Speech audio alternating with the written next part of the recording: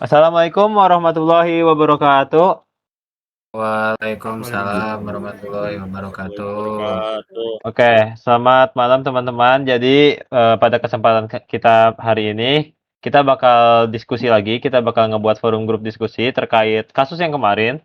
Kita kemarin itu pakai kasus, WannaCry-me. Nah, kita kan udah ulas nih tentang WannaCry-me itu seperti apa. Sekarang kita bakal lebih dalam di bidang RPL-nya.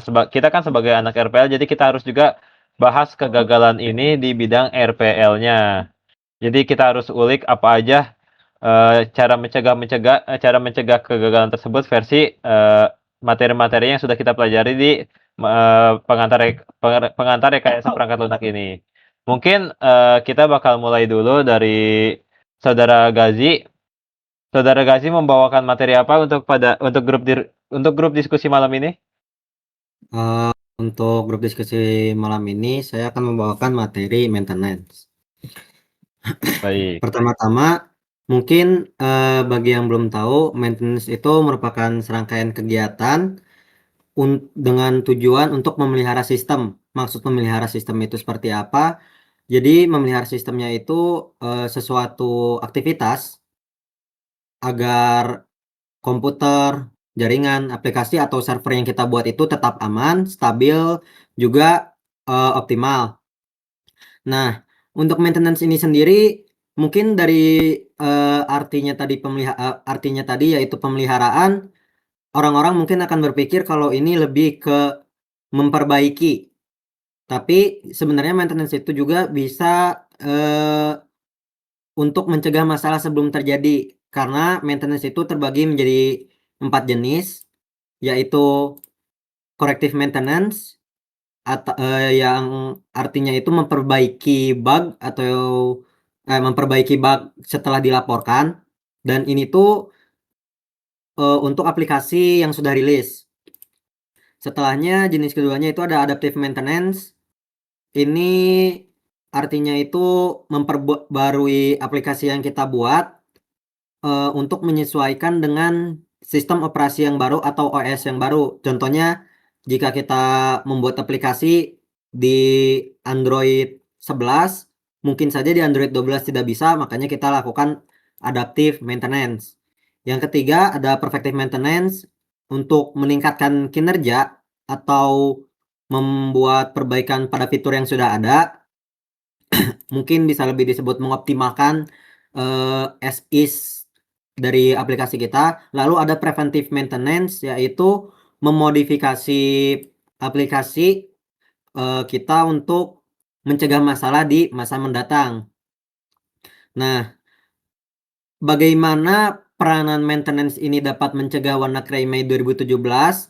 Itu mungkin bisa, kalau dari pendapat saya ya, karena WannaCry Mei ini menyerang sistem OS lama, itu artinya kan mereka tidak dilakukan maintenance, atau malah ketika di saat mereka masih berjalan, masih konteksnya tuh misal Windows XP ataupun Windows 7 itu masih kita gunakan, belum kita berganti ke Windows yang lebih baru, itu mereka tidak melakukan preventive maintenance.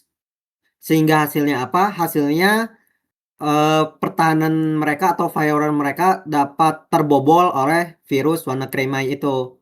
Mungkin kalau dari saya hanya segitu saja. Boleh dikembalikan lagi ke moderator. Baik, terima kasih. Jadi, menurut Mas Gaji tuh dari segi maintenance tuh ada beberapa kekurangan sehingga bisa bocor gitu ya. Nah, ngomong-ngomong tentang maintenance, aku juga ada materi yang bakal dibawa.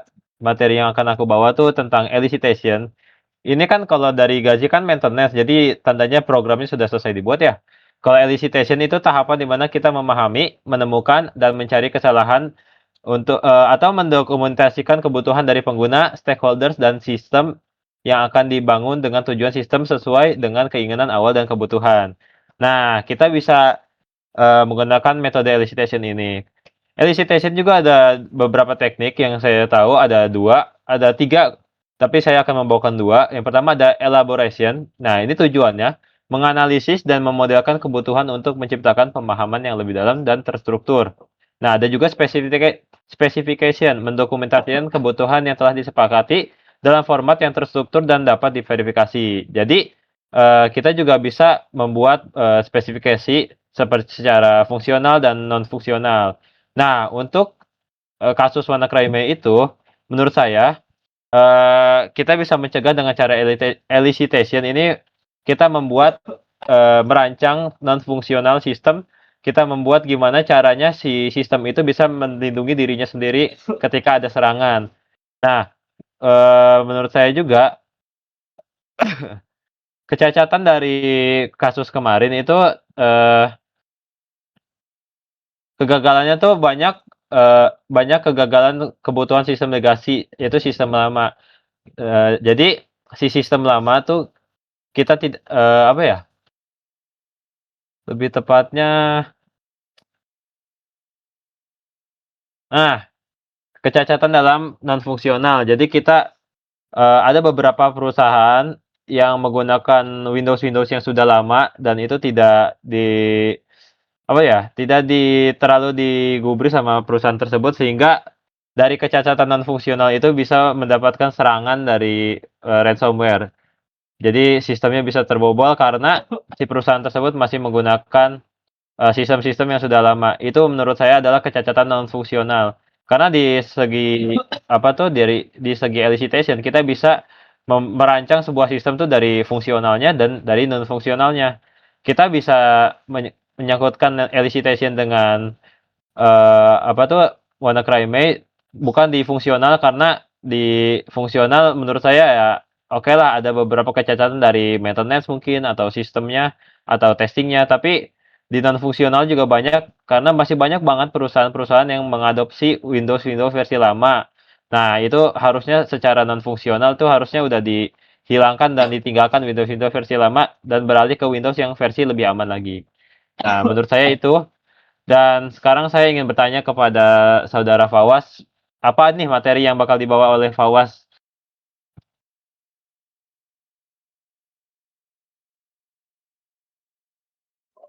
Nah, materi yang bakal saya bawakan itu dari tahap testing. Nah, dari tahap testing ini, pertama-tama aku bakal kasih tahu dulu testing itu apa. Jadi dalam dunia RPL, testing itu kayak tahap yang benar-benar penting banget buat di software terutama. Jadi itu tuh buat mastiin kalau perangkat lunak atau software itu berjalan sesuai dengan kebutuhan yang udah di plan di awal. Nah, proses testing ini tidak hanya menguji fungsi sistem, tapi juga dari mulai keamanan, keandalan, sama kinerja perangkat lunak. Nah, testing juga itu berguna untuk nemuin bug sama celah sebelum sistem digunakan. Nah, hubungannya sama WannaCry ini adalah, nah, waktu kasus ini muncul, ternyata tahap testingnya atau tahap SDLC yaitu Software Development Life Cycle itu tidak dijalankan dengan baik. Dari mulai pengujian keamanannya itu di tahap testingnya itu banyak sistem yang di skip skip. Tadi benar kata rekan saya banyak yang di skip skip. Merasa mungkin ya merasa sudah merasa aman gitu. Jadi akibatnya ada celah keamanan kayak SMB V1-nya itu bisa dimanfaatin sama malware-nya atau WannaCry-nya. Nah, selanjutnya ada patch management yang tanpa pengujian regresi. Jadi maksudnya itu nanti si pemasangan patch-nya harus melalui regression testing kan sebenarnya. Tapi pada kasus WannaCry ini itu tidak diterapkan karena tidak diuji terlebih dahulu tadi karena di skip. Nah, hal ini menunjukkan lemahnya proses change management dan regression testing di tragedi WannaCry ini. Begitu. Silakan bisa saya kembalikan. Oke, baik. Terima kasih. Bagus banget materi yang dibawakan oleh saudara Fawaz. Mungkin saya akan next ke saudari Fani, dipersilakan untuk memaparkan materinya. Apa nih yang bakal dibawa? Oke, di sini aku mau coba bahas dari sisi desain perangkat lunaknya. Singkatnya, desain perangkat lunak itu proses transformasi kebutuhan menjadi referensi atau cetak birunya sebelum jadi pengkodean. Aktivitas ini berfokus pada 4 struktur utama, yaitu desain arsitektur yang menentukan struktur sistem secara keseluruhan dan hubungan antar komponen. Kedua, desain antarmuka atau interface design menentukan bagaimana sistem komunikasi dengan pengguna. Terus, desain data menentukan struktur penyimpanan datanya. Dan yang terakhir itu desain prosedural untuk menentukan langkah-langkah logis atau algoritma yang akan dijalankan. Nah, dalam konteks keamanan, desain juga mencakup security by design, yaitu menanamkan fitur keamanan sejak tahap perancangan arsitektur, bukan sebagai tambahan di akhir. Dan poin utama yang mau aku hubungkan dengan kasus WannaCry itu security by design. Nah, kalau kita hubungkan ke kasus WannaCry itu ada 3 hal yang menurut aku miss di tahap desainnya.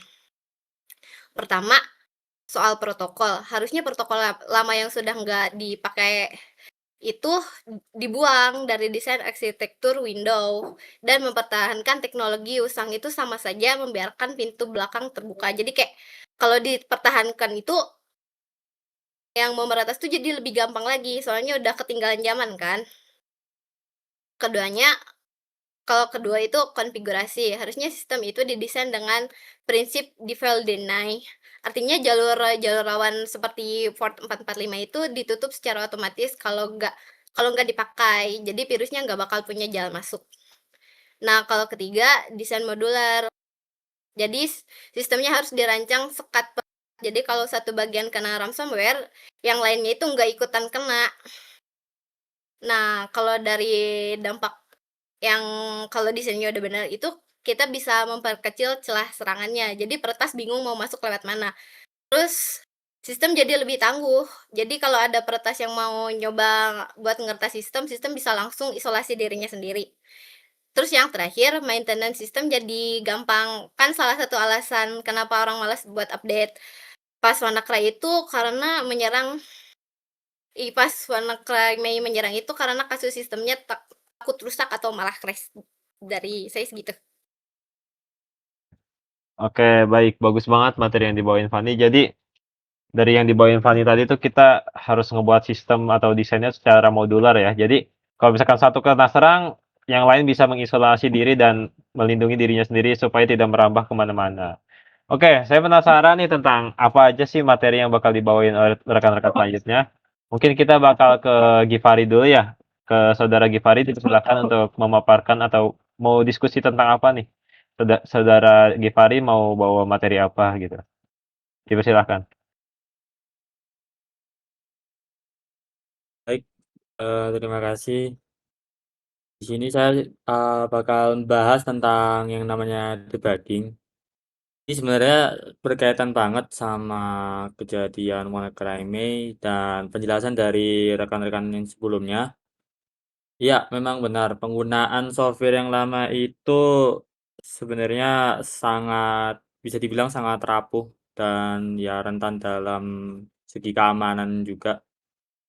Penyebabnya itu bisa dari kerentanan kayak overflow, di mana tuh kode program yang memvalidasi ukuran data yang diterima dari jaringan memungkinkan penyerangan menulis kode berbahaya ke memori sistem. Ini otomatis menciptakan kebutuhan akan debugging, menjadi proses yang wajib dilakukan oleh Microsoft untuk menemukan dan memahami cacat kode SMB tersebut.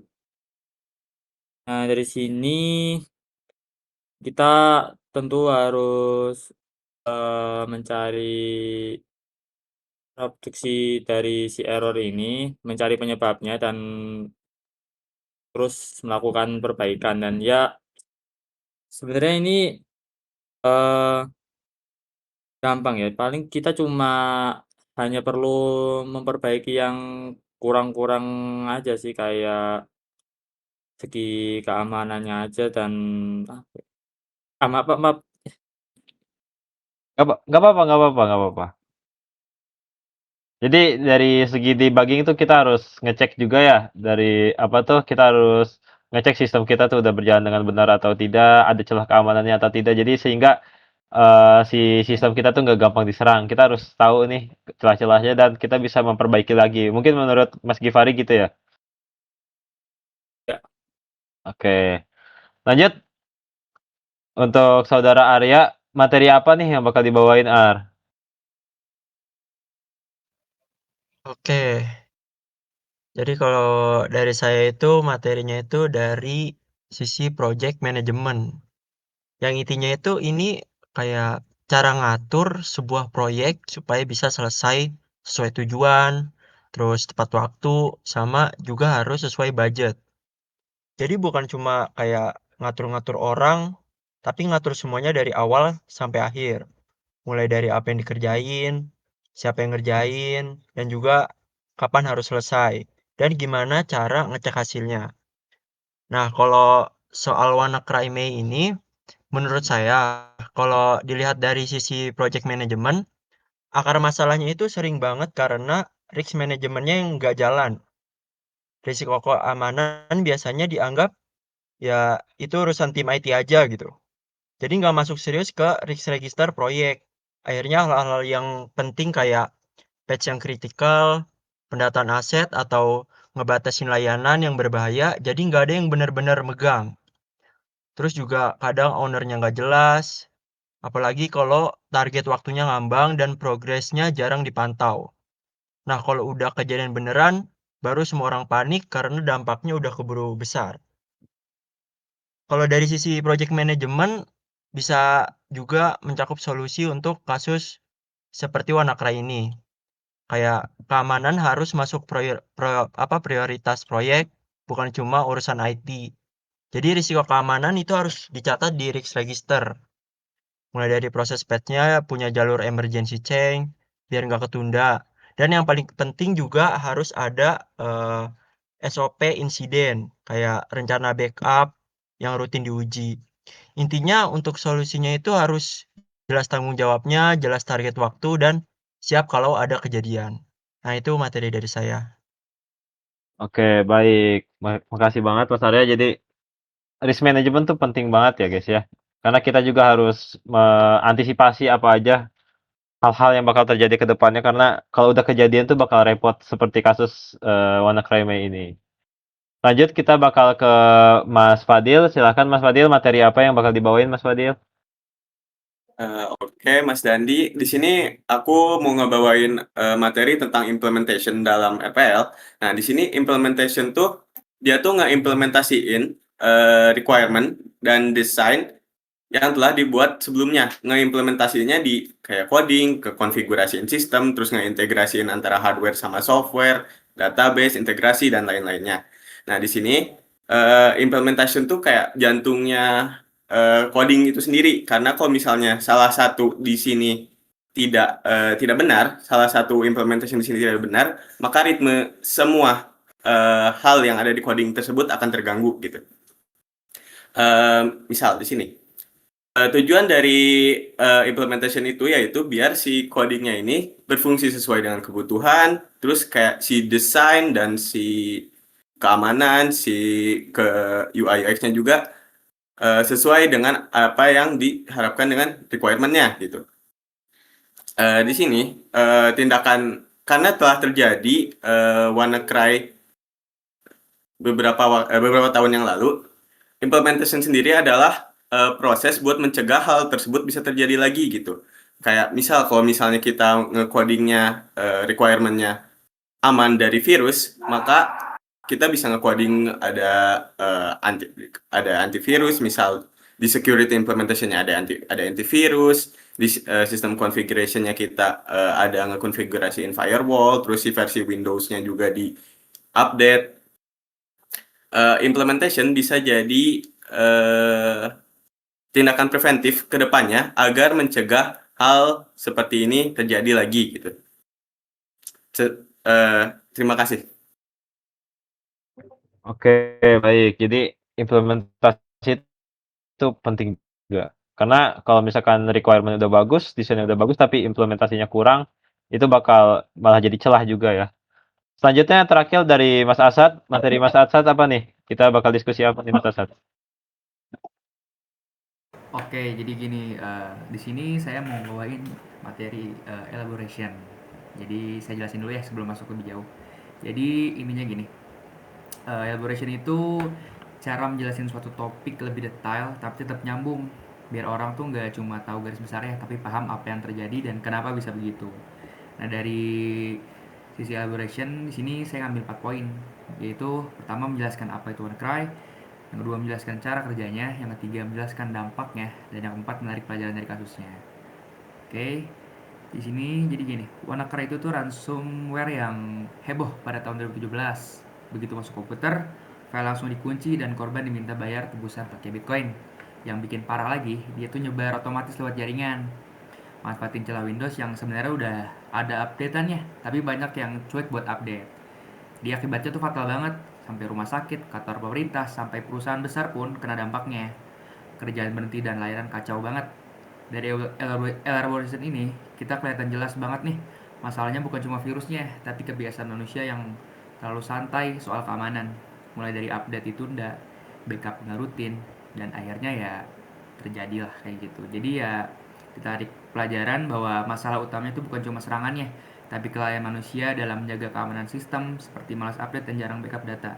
Jadi elaboration itu ngebantu banget lah eh, buat nanganin ini semua dari kasus WannaCry ini. Ya cukup gitu. Oke, baik, terima kasih. Oke, karena ini sesi forum grup diskusi, kita bakal berbagi pendapat ya. Tadi kan udah dikumpulin tuh materi-materi yang dibawain sama teman-teman kita. Ada banyak banget kan, ada dari debugging, testing, dari maintenance, ada dari desain, dan banyak lagi. Kita bakal diskusi nih. Kalian ada yang punya tanggapan nggak? Atau ada sangkalan gitu dari pendapat teman kalian tadi atau dari materi yang dibawain sama teman kalian tadi? Boleh kalau ada silahkan langsung aja.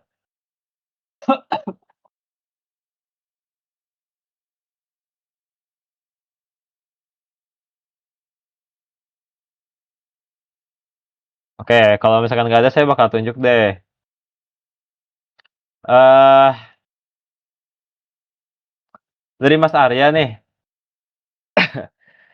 Menurut Mas Arya tuh gimana si elicitation tuh bisa apa ya? Bisa mencegah si WannaCry May tadi. Tadi kan saya juga memaparkan tentang elicitation ya. Tapi saya lupa nih. Saya belum menjelaskan tentang gimana cara elicitation tuh bisa mencegahnya. Nah, menurut Mas Arya sendiri gimana tuh? Elicitation tuh kita memahami dan membuat atau mencari requirement-nya ya, kan sesuai si pengguna, sesuai dari kebutuhan sistemnya. Nah, menurut Mas Arya sendiri gimana cara si elicitation itu bisa mencegah WannaCry May? Oke, izin jawab ya mungkin. Tadi Boleh. pertanyaan itu gimana elicitation bisa mencegah dari kasus kayak WannaCry ini ya? Ya, betul. Oke, kalau menurut saya itu harus, kalau dari elicitation itu harus lebih menggali kebutuhan lagi, kayak mulai dari nanya kebutuhan keamanan itu apa aja, terus Oke. harus diperjelas lagi operasional ke yang stakeholder-nya, terus requirement-nya itu harus dijelas dan kayak harus selalu diuji gitu. Gitu sih mungkin. Oke, baik. Berarti menurut Mas Arya tuh kita harus lebih terstruktur lagi ya dari fungsional dan non Iya, fungsionalnya. diperjelas Oke, lagi. baik. Terima kasih. Ada yang lain punya pendapat tentang materi-materi lain gitu? Tentang materi yang dibawain oleh temannya tadi atau ada mau nambahin sesuatu gitu? Silahkan. Mas Gaji, oke boleh Mas Gaji. Aku mau menanggapi pendapatnya Dandi. Ini Baik, mungkin tipenya tuh kalau buat aku tuh menyangkal ya. Soalnya tadi kan boleh. kamu tuh ngejelasin kalau elicitation itu buat mencegahnya ini tuh kan merancang sistem yang dapat melindungi dirinya sendiri dari serangan juga agar sistem minim cacat fungsional kan. Betul. Nah, kalau dari yang kita telaah, si WannaCry Iya, ini bisa heboh tuh karena sifatnya juga gak terdeteksi kan. iya. Nah, itu gimana caranya dari kita bisa ngerancang sistem yang sesuai kata kamu, kalau dari kitanya sendiri juga belum punya contoh di masa lalunya, Oke. gitu. Jadi nggak ada sampel gitu ya? Kita Ya, sebelumnya karena nggak nggak ada tahu. sampel jadinya kan kita mau merancang sistem juga bingung. Mungkin bisa aja kayak aman dari ransomware. Tapi eh mungkin kalau dari orang-orang tuh jadinya kayak gimana ya? Aman dari ransomware tuh kan masih terlalu ambigu. Iya betul. Mau orang juga mungkin gak ada yang kepikiran sampai nyerang ke apa ya namanya tadi tuh? Apa ya? Ke OS yang lama. Iya Kalau dari iya. aku gitu. Aku ada jawaban singkat sih, Ji. Oke lah, Boleh. kita kan nggak tahu ya, apa sih, kita nggak tahu kita nggak bisa tahu kalau misalkan nggak ada sampelnya. Aku ada jawaban singkat yang menurut aku nih, bagus banget, ini dari jawaban Fani juga sih. Jadi kita ngebuat sistem tuh modularity. Jadi, oke lah kita mencegah, tapi kita buat sistem tuh modular, jadi kalau misalkan misalkan satu kena, kita bisa buru-buru mengantisipasinya gitu loh.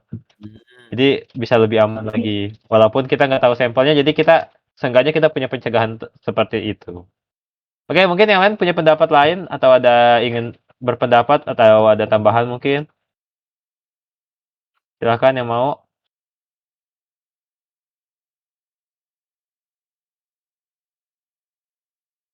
Fawas, kamu ada tambahan, Fawas? Ada, Silakan, Fawas, kalau ada tambahan. ada beberapa yang tadi yang belum disebutin. Itu untuk yang bagian testing itu sebenarnya ada sangkut pautnya juga sama maintenance ya. Jadi Oh iya, sebenarnya di R, di RPL ini kan ada di testing tuh juga ada sangkut pautnya sama maintenance ya, karena testing kan itu tuh supaya si software ini tuh bakal kepake berapa lama tuh jadinya kita tahu. Makanya ada patch tadi, ada update segala macam. Nah, di insiden WannaCry ini fase maintenance-nya tuh agak aneh nih di sini karena nih walaupun banyak organisasi tapi tadi masih banyak pakai yang OS lama, jadi makanya nggak terupdate sama sekali. Betul tadi ada faktor manusianya yang merasa mungkin masih belum percaya sama OS yang baru atau mungkin emang cara mereka promosinya atau mereka punya riwayat buruk makanya pada nggak percaya itu juga bisa terjadi sebenarnya. Itu kalau dari maintenance. Terus yang selanjutnya itu dari nggak adanya skenario atau apa ya sebutannya, kayak nggak terbayangkan kalau ini tuh bakal beneran dimanfaatin gitu. Karena kan sebelumnya insiden ini tuh nggak akan ada kalau semisal pemerintah nggak manfaatin celahnya. Bukannya dilaporin tapi malah justru dipakai. Malah dipakai lagi sama oknum yang nggak bertanggung jawab. Nah, jadi kegagalan insiden ini tuh sebenarnya bukan yang dikarenakan sistem banget. Justru di sini tuh kan karena pemanfaatannya yang salah kan. Jadi prosedur penanganan insiden ini tuh belum pernah diuji sama sekali. Jadi sistem sama tim yang ada di tim yang membuat OS tersebut itu nggak siap buat serangan yang WannaCry May itu. Nah, yang selanjutnya terakhir itu eh, nggak ada pengujian backup sama recovery-nya diabaikan. Nah, jadi sebenarnya di RPL itu ada aspek namanya non-functional, kayak reliability sama recoverability. Jadi program tuh harus bisa direalisasikan dan harus bisa di-recover atau dibuat ulang gitu. Dan di insiden WannaCry Me ini dia nggak pakai itu. Jadi nggak bisa oh gitu. di-restore gitu, Ya ya. makanya bisa terjadi. Tadi mungkin terkait apa ya, kelalaian manusia itu masuk ke materi 12 gak sih, Fau, tentang etik gitu? Iya betul. Nah itu Betul kan? spoiler buat FGD selanjutnya guys. Oh gitu. Yang lain ada Tuh. tambahan gak? Kita diskusi bareng aja teman-teman. mau tambahin gitu misal, ih aku mau nambahin materinya Fawas deh kayaknya ada yang kurang atau aku mau nyangkal materinya Fawas atau yang lain siapapun itu, boleh silahkan lanjut langsung aja. Di unmute aja silahkan langsung ngomong. Kalau misalkan ada.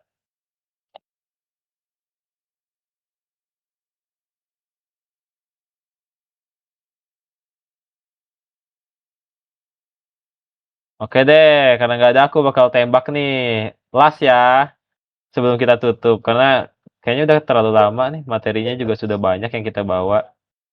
Mungkin menurut Fadil nih, Fadil. Kamu ada tanggapan gak, Dil, tentang materi-materi yang dibawain sama teman kamu? Atau kamu ada, ih kayaknya materi yang dibawain ini salah deh, aku mau membenarkan gitu. Punya pendapat sendiri, silahkan.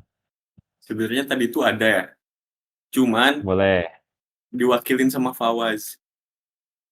Oh, Yang tentang backup apa itu, tuh yang tadi itu yang backup? backup itu, soalnya kan harusnya kalau misalnya enterprise kayak gitu ya, yang kayak yang udah punya server, yang perusahaannya gede, harusnya sekelas enterprise gitu dia punya ya backup file gitu. Jadi misal nih di software maintenance nantinya harusnya tiap misal seminggu atau misalnya tiap ada laporan perusahaan ada backup rutin gitu. Biar kalau misalnya terjadi kesalahan sistem atau ada apa ya pokoknya ada resiko eksternal gitu.